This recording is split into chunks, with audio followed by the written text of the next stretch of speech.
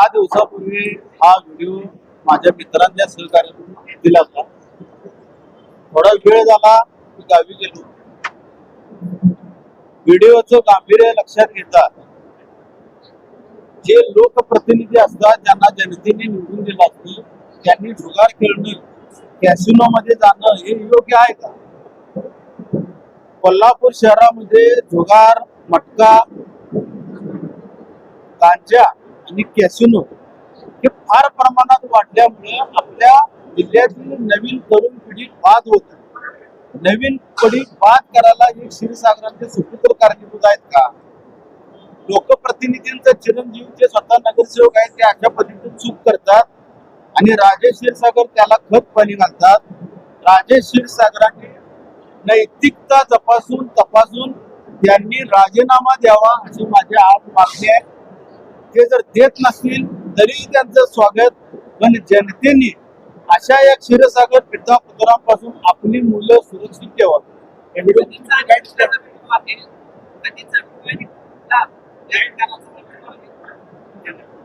मी ठिकाण सांगत नाही, त्याच्यावर आक्षेप नको, पण एकंदरीत 10 दिवसापूर्वी हा व्हिडिओ माझ्यापर्यंत पोहोचला माझ्या सहकार्यांच्या माध्यमातून.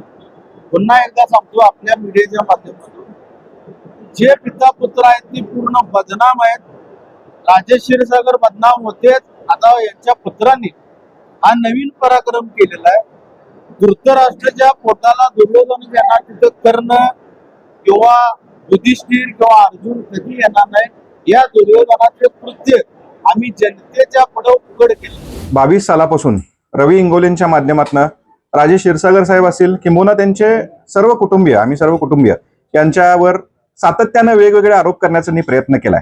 मग खास करून 2024ची विधानसभेची निवडणूक देखील जर आपण सर्वांनी आठवली तर त्यावेळेला देखील लोकांची उत्सुकता निर्माण करून अशाच माध्यमातून एक पत्रकार परिषद घेतली.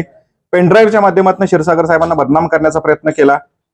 2000 आता ही नुकतीच पार पडलेली महानगरपालिकेची निवडणूक असेल त्यावेळेला देखील काही ऑडिओ क्लिपिंग्स आमच्या बाबतीत शेअर केले, काही पत्रकं वाटली. पण लोकांचा क्षीरसागर कुटुंबियांवर, क्षीरसागर साहेबांवर हा विश्वास आहे. आणि मग आज जे आमच्यावर जे आरोप झालेत ते नुकतेच झालेले आहेत. त्याचा मी काही कायदेतज्ञांशी बोलत आहे. कायदेतज्ञांचा सल्ला घेऊन चांगल्या पद्धतीने कसं या गोष्टीला सामोरं जायचं ते आम्ही पुढची दिशा ठरवीत. एका लोकप्रतिनिधीनं अशा पद्धतीनं कसिनोमध्ये जाणं योग्य आहे का, त्याला परवानगी आहे की नाही हा भाग त्यांनी वेगळा म्हटलाय. पण लोकप्रतिनिधी अशा पद्धतीनं जाणं योग्य नाही असं म्हणत अगदी कुटुंबियांवर टीका केली आहे.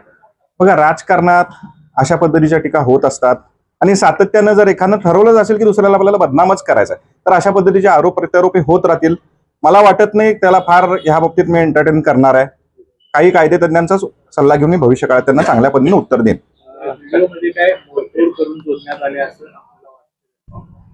अजून मी देखील तो व्हिडिओ बघितलेला नाही आहे. फोटो मला बघायला मिळाला होता पण मी व्हिडिओ बघितलेला नाही आहे. ज्या वेळेला मला व्हिडिओ दिसेल त्यावेळेला मी साधारण त्याचा पूर्ण अभ्यास करीन. काही माझ्या AI इंटेलिजन्सच्या टीम बरोबर देखील मी त्याची चर्चा करीन आणि मग कशा पद्धतीने उत्तर द्यायचं त्यानंतर आम्ही ठरवीन. पण नैतिकता स्वीकारून आमदार राजेश क्षीरसागर यांनी राजीनामा द्यावा एक मागणी त्यांनी या सगळ्या पत्रकार परिषदेमध्ये केली. मला वाटतंय त्यानं जी आज पत्रकार परिषद घेतली त्याला काय फार मी महत्व देत नाही आणि जोपर्यंत काही लोकांचा मला सल्ला येत नाही तोपर्यंत मी ह्या विषयात फार बोलणं योग्य समजत नाही. आणि जनता ठरवत असते ना, ही लोक कोण ठरवणार? जनता ठरवत असते. जर जनतेचा आमच्यावर विश्वास असेल तर जनता त्याच पद्धतीनं पाठीशी राहते. 2024 साली देखील इतक्याच मोठ्या प्रमाणात बदनाम केलं होतं तरी सुद्धा क्षीरसागर साहेब हे इतक्या मोठ्या प्रमाणात विरोधक असून सुद्धा चांगल्या मताधिक्यानं निवडून आले होते. माझ्या बाबतीतही तोच करण्याचा प्रयत्न केला. सातत्यानं क्षीरसागर कुटुंबियांना बदनाम करण्याचा त्याचा प्रयत्न आहे आणि आम्ही अशा गोष्टींना भीक घालत. कायदेशीर कारवाई करणार.